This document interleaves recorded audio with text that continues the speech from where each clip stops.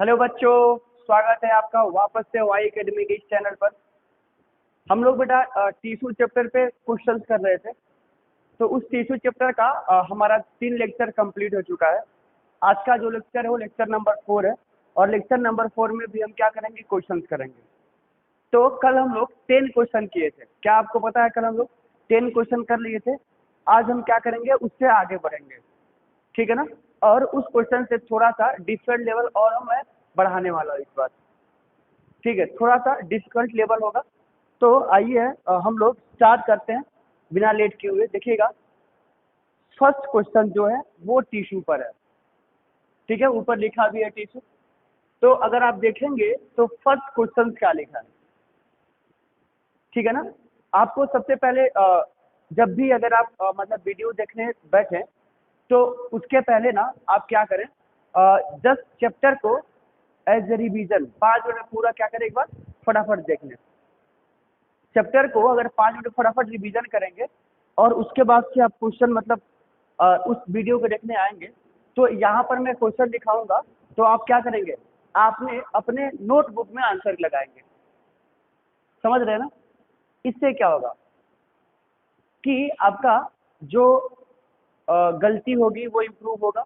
दूसरा क्या होगा, दूसरा ये होगा कि आपका जो कॉन्फिडेंस लेवल होगा वो बढ़ जाएगा। तो कभी भी आप लेक्चर कर अटेंड करने बैठे तो आप एक बार चैप्टर को रिवीजन कर लें, ठीक है ना। एक ही बार रिवीजन करें। अगर वो सब कुछ कंप्लीट है, अगर सब कुछ अगर आपको आता है तो स्टार्ट करते हैं हम लोग, उसमें कोई दिक्कत वाली बात नहीं है, ठीक है ना। तो फर्स्ट क्वेश्चन देखिए और आप जरा चेक करिए क्या हो पा रहा है आपसे। देखिए,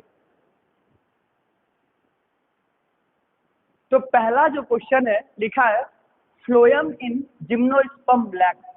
मतलब क्या बोल रहा है कि सबसे पहले अब देखिए कहाँ से कैसे क्वेश्चन पूछा है। जिम्नोस्पर्म को इंक्लूड किया है और जिम्नोस्पर्म में क्या होता है बताइएगा। तो पूछा है फ्लोएम इन जिम्नोस्पर्म ब्लैक, मतलब कि जिम्नोस्पर्म में क्या, फ्लोएम फ्लोएम में क्या नहीं पाया जाता है, ठीक है ना। फ्लोएम इन जिम्नोस्पर्म ब्लैक। तो जिम्नोस्पर्म क्या होता है आपको पता है, बिल्कुल ही पता होगा जिम्नोस्पर्म में। तो जिम्नोस्पर्म क्लासिफिकेशन ऑफ प्लांट वाला है, एल्गी, ब्रायोफाइटा, टेरिडोफाइटा, जिम्नो और एनजीओ। तो ये कौन सा वाला है, जिम्नो वाला है। तो जिम्नो में पूछा क्या लैक है, देखिएगा फर्स्ट लिखा है फ्लोएम। फ्लोएम आपको पता है क्या करता है, फ्लोएम का काम क्या होता है, ट्रांसलोकेशन ऑफ फूड। क्या होता है, ट्रांसलोकेशन ऑफ फूड होता है। यहाँ तक ठीक है, ट्रांसलोकेशन ऑफ फूड हो गया। उसके बाद से क्या होगा, जिम्नोस्पर्म क्या होता है, एक किंगडम है, प्लांट किंगडम है। तो जिम्नोस्पर्म के फ्लोएम में क्या लैक होगा, लैक का मतलब क्या होगा, कमी, डिफिशियंसी, क्या कमी होगा, ठीक है ना। ये पूछा आपको क्वेश्चन में।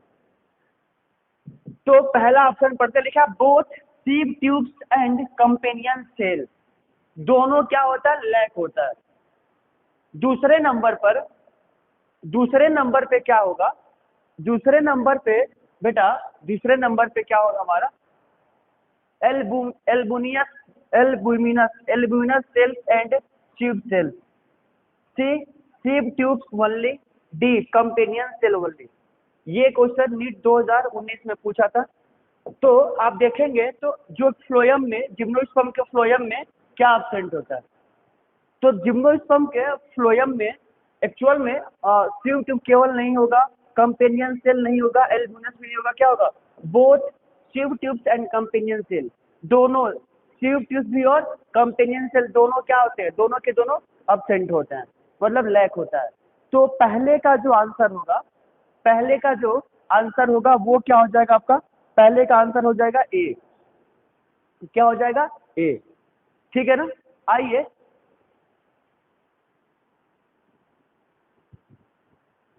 तो बेटा पहले का जो आंसर था वो क्या है, ए है कि इसमें फ्लोएम में क्या होता है, ट्यूब ट्यूब्स और कंपेनियन सेल दोनों क्या हो जाएगा, लैक होगा। आइए अब अगले क्वेश्चन की तरफ बढ़ते हैं, क्वेश्चन नंबर दूसरा या क्वेश्चन नंबर 2। क्वेश्चन नंबर 2 लिखा है regeneration of damaged growing grass, damaged growing grass following grazing is largely due to. बड़े कमाल का क्वेश्चन पूछा है। क्या पूछा है कि जो डैमेज होता है ग्रास के अंदर, ठीक है, वो किसके वजह से होता है? रीजनरेशन किसके वजह से होता है? Lateral meristem, apical meristem, intercalary meristem, secondary meristem. Suppose करिए, मतलब देखिए ना, सपोज क्या करना है, अगर आपके पास ये एक ग्रास है बेटा, देखिएगा ये एक ग्रास है, तो जो ग्रास होगा, चलिए ऐसे कर लेते हैं, एक मिनट।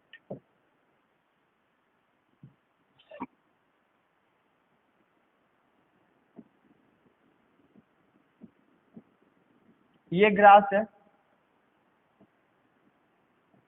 ठीक है ना, ये ग्रास है। तो ग्रास में ये ऊपर वाला यहाँ पर ठीक है, क्या होगा? एपिकल मेरिस्टेम होगा, ठीक है, एपिकल मेरिस्टेम ऊपर की तरफ होगा।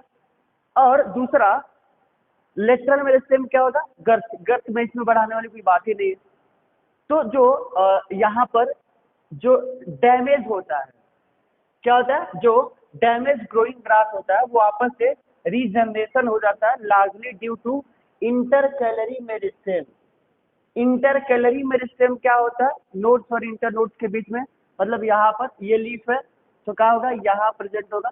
तो अगर ये डैमेज हो जाता है तो फिर ये यहाँ से निकल जाएगा या वो यहाँ से निकल सकता है, तो रीजनरेट कर जाता है, तो क्या हो जाएगा? Intercalary meristem. इंटरकैलरी मेरिस्टेम क्या होता है? रीजनरेट करता है ग्रास में। किसमें? सिर्फ ग्रास में। तो दूसरे का आंसर सी है। दूसरे का आंसर क्या है? सी है। देखिए, क्या आपसे ये क्वेश्चन हो पा रहा है क्या? देखिए दूसरे का, क्या आपको कुछ समझ में आ रहा है कि नहीं दूसरे का? तीसरा, question number 3, question number 3, question number 3 लिखा है tracheid differ from, tracheids differ from other trachy elements in trachy elements क्या होता है ये देखना है। तीसरे का, तीसरा बताइए कि इसका आंसर क्या होगा? ट्रैकिड, ट्रैकिड समझ रहे ना क्या होता है ट्रैकिड? तो वही आपको बताना है। ट्रैकिड किसके अंदर होता है? जाइलम और फ्लोएम के अंदर होता है। बताइएगा तीसरे का आंसर क्या होगा? तो समझिएगा, मैं बताता हूँ आपको। जो ट्रैकिड होता है वो ट्रैकिडी एलिमेंट से डिफर इसलिए होता है क्योंकि वो इम्परफोरेट होता है। क्या होता है? इम्परफोरेट होता है। इम्परफोरेट का मतलब क्या होता है? देखिए यहाँ पर ये एक ट्रैकिड है, ये एक ट्रैकिड है। तो इस ट्रैकिड के अंदर क्या होता है? लार्ज पिट होता है, ऐसे होल्स होता है, और सेल क्या होता है? टेपरिंग होता है। ये ट्रैकिड हो गया। दूसरा कैसा होता है? सिलेंड्रिकल होता है। दूसरा क्या होगा? सिलेंड्रिकल होगा। ये टेपरिंग होगा, इसलिए तो ये क्या होता है? इम्परफोरेटेड होता है। क्या होता है ये? इम्परफोरेटेड। तो इसका आंसर होगा तीसरे का बी। तीसरे का बी क्या होगा? इम्परफोरेटेड। तीसरे का बी। क्वेश्चन नंबर 3 का आंसर हो जाएगा बी, ठीक है ना? इसमें जो एलिमेंट्स होता है उसके वजह से तीसरे का आंसर हो जाएगा आपका बी। अगला question, question number 4। Question number 4 क्या है बेटा वो देखिए। Question number 4, meristematic tissue responsible for increase, meristematic tissue responsible for increase in girth of trunk is, girth में कौन इंक्रीज करता है? क्वेश्चन नंबर 4 ये बताइएगा कि गर्थ कौन बढ़ाता है स्टेम का। तो अगर आप देखेंगे यहाँ पर, तो होता क्या है कि ये हमारे पास टिश्यू है, देखिए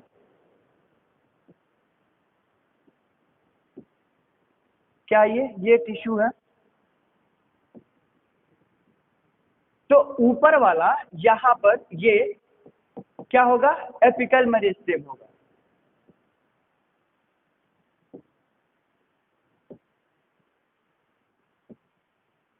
क्या होगा? ये वाला एपिकल मेरिस्टेम, एपिकल मेरिस्टेम। फिर इधर क्या होगा, inter calorie meristem, inter calorie meristem.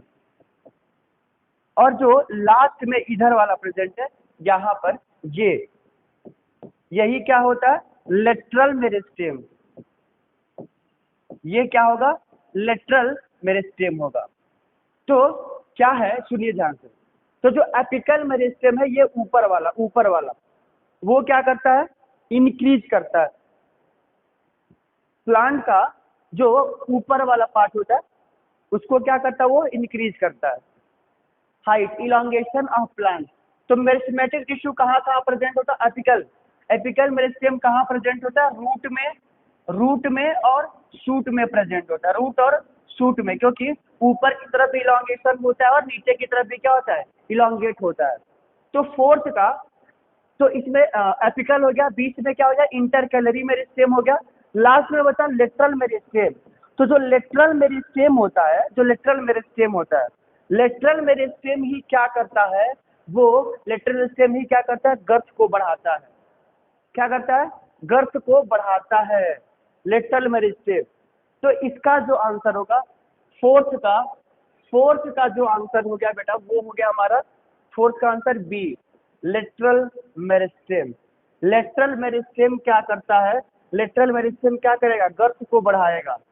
क्या करेगा, गर्थ को बढ़ाएगा। ठीक है ना। तो क्वेश्चन नंबर फोर्थ का आंसर क्या हो गया, बी। क्वेश्चन नंबर फोर्थ का आंसर हो गया बी। आइए अगले क्वेश्चन नंबर से, क्वेश्चन नंबर 5। क्वेश्चन नंबर 5 क्या होता है, gymnosperm are also called softwood spermatophyte because they lack. क्या अब्सेंट होता है इसमें, क्या अब्सेंट होगा बेटा इसमें। क्वेश्चन नंबर 5 में देखिए क्या आपसे ये हो रहा है क्या, देखिए क्वेश्चन नंबर 5 का कोशिश खुद से करिए। तो मैं बताता हूँ थोड़ी। जिम्नोस्पर्म जो होता है आल्सो कॉल्ड सॉफ्टवुड, सॉफ्टवुड इसलिए कहलाता है क्योंकि इसमें जाइलम फाइबर क्या होता है, जाइलम फाइबर नहीं पाया जाता है। क्या होता है, जाइलम फाइबर नहीं प्रेजेंट होता है, इसके वजह से क्या होता है, वो अब सॉफ्ट होता है। ठीक है, जिम्नोस्पर्म क्या होता है, सॉफ्टवुड कहलाता है। तो फिफ्थ का डी हो गया, फिफ्थ का आंसर क्या हो गया, डी। क्वेश्चन नंबर 5 का आंसर हो जाएगा बेटा हमारा डी हो जाएगा। ठीक है, अगले क्वेश्चन नंबर 5 का डी हो गया, जाइलम फाइबर क्या होगा, जाइलम फाइबर। नेक्स्ट क्वेश्चन की तरफ आगे बढ़ते हैं। क्वेश्चन नंबर 6, क्वेश्चन नंबर 6 में क्या होगा, कंपेनियन सेल आर, देखिएगा question number 6, companion cells are closely associated with. Companion cell किससे एसोसिएट होता है, कंपेनियन सेल। तो कंपेनियन सेल क्या करता है, tube elements, vessels elements, trichomes और गॉड सेल। कंपेनियन सेल क्या होगा, कंपेनियन सेल। तो कंपेनियन सेल सबसे पहले जानना है कि होता किसमें है, कंपेनियन सेल आपको जानना होता किसमें है। तो जो कंपेनियन सेल होता है वो होता है जाइलम के अंदर। जाइलम के अंदर, जाइलम दो टाइप का होता है, एक होता है ट्रैकिड, क्या होता है ट्रैकिड, दूसरा होता है वेसल्स। बताइएगा, जाइलम में ट्रैकिड और वेसल्स होता है, और फ्लोएम में क्या होता है, बोलिए ट्यूब। तो एक्चुअल में इसका जो आंसर होगा कंपेनियन सेल, वो होता है ट्यूब एलिमेंट में। ट्यूब एलिमेंट में क्या होता है, कंपेनियन सेल क्लोजली एसोसिएट होता है इससे, ट्यूब एलिमेंट से। तो क्वेश्चन नंबर 6 का आंसर हो गया डी। क्वेश्चन नंबर 6 का आंसर हो गया डी, ट्यूब एलिमेंट। ठीक है, देख लीजिएगा क्या ये सही है, क्या चेक करिए एक बार आप लोग। क्वेश्चन नंबर 6 का आंसर हो जाएगा ए, सॉरी ए मतलब ए लगाया था, डी लिख दिया, क्या हो जाएगा ए, 6 का ए। अगला देखिए क्वेश्चन नंबर 7 क्या है। तो अगला जो क्वेश्चन है 7th नंबर पे, 7th नंबर पे क्या बोला है, function of companion cell is, function of companion cell is providing energy to tube element for active transport, नहीं। प्रोवाइडिंग वाटर टू फ्लोएम, नहीं। कंपेनियन सेल्स की बात कर रहे हैं, नहीं। Loading of sucrose into tube element by passive transport, नहीं। Loading of sucrose into tube elements. हाँ, अभी हमने जस्ट बताया था कि किससे एसोसिएटेड होता है, associated with the tube element. Tube element से क्या होता है, कंपेनियन सेल एसोसिएटेड होता है। तो इसका आंसर हो जाएगा डी। सेवेंथ का आंसर जो हो जाएगा वो हो जाएगा बेटा हमारा डी। सेवेंथ का आंसर हो जाएगा डी। देख बताइए सही है क्या, सेवेंथ का आंसर डी। अगला क्वेश्चन बढ़ते हैं, क्वेश्चन नंबर 8। सेवेंथ का डी हो गया, ठीक है। मतलब मैं अभी आपको इसके पहले जस्ट क्वेश्चन कराया था, जस्ट बताया था कि लिखा था companion cell associated with the. Companion cell किससे एसोसिएटेड होता है, तो मैं आपको बोल रहा हूँ ट्यूब एलिमेंट से क्या होता है, एसोसिएट होता है। तो उसी के बेसिस पे इसका आंसर क्या हो जाएगा D. Loading of sucrose, sucrose का क्या करता है, लोडिंग करता है। सुक्रोज का क्या करता है बेटा, लोडिंग करता है। आइए तो सेवेंथ का डी। अब अगले क्वेश्चन की तरफ बढ़ते हैं, क्वेश्चन नंबर 8।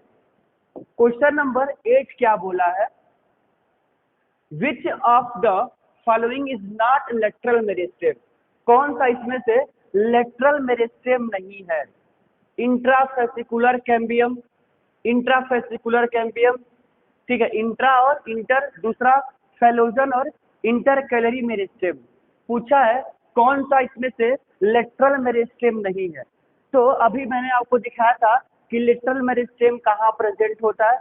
लेटरल मेरिस्टेम बेटा कहाँ होगा, जो ब्रांचिंग बनाता है ये वाला क्या होता है, एपिकल मेरिस्टेम होता है। तो सबसे अपर पार्ट में एपिकल, उसके बाद से फिर क्या होगा, इंटर कैलरी, यहाँ पर क्या होगा, इंटर कैलरी मेरिस्टेम। सबसे नीचे जो क्या करता है, गर्थ को बढ़ाता है, कैम्बियम के ग्रोथ को जो बढ़ाता है उसे क्या कहते हैं, लेटरल मेरिस्टेम। तो देखिएगा लेटरल मेरिस्टेम इंट्राफेसिकुलर कैम्बियम, क्या इसमें इंट्राफेसिकुलर कैम्बियम प्रेजेंट होगा, हाँ प्रेजेंट होगा। इंटरफेसिकुलर कैम्बियम भी क्या होगा, प्रेजेंट। कैम्बियम का मतलब क्या होता है, सबसे बाहर वाला, प्लांट का जो सबसे बाहर होता है उसे कैम्बियम कहते हैं, कैम्बियम रिंग भी बोलते हैं उसे। तो इंट्राफेसिकुलर फेलोजन, ये तीनों किसका होता है, लेटरल मेरिस्टेम का पार्ट होता है। जो डी वाला है इंटर कैलरी मेरिस्टेम, ये क्या है, टोटल अलग है। देखिए लेटरल मेरिस्टेम में ये तीन पाया जाता है, ये अलग से है, ठीक है। तो 8 का आंसर हो गया डी, 8 का आंसर हो गया डी, ठीक है। आइए अब अगले क्वेश्चन की तरफ बढ़ते हैं, क्वेश्चन नंबर 9। क्वेश्चन नंबर 9 बोला है the chief water conducting element of xylem in gymnosperm. Gymnosperm में कौन सा चीफ होता है, चीफ का मतलब क्या होता है, जो सबसे क्या हो, सस्ता हो, क्या हो, जो सबसे सस्ता हो। 9th का आंसर क्या होगा, तो 9th का जो आंसर होगा देखिएगा, the chief water conducting element of xylem. Xylem में जो चीफ कंडक्टिंग होगा जिम्नोस्पर्म में वो क्या होगा। तो जिम्नोस्पर्म पता है ना क्या होता है, इसमें नेकेड सीड होता है।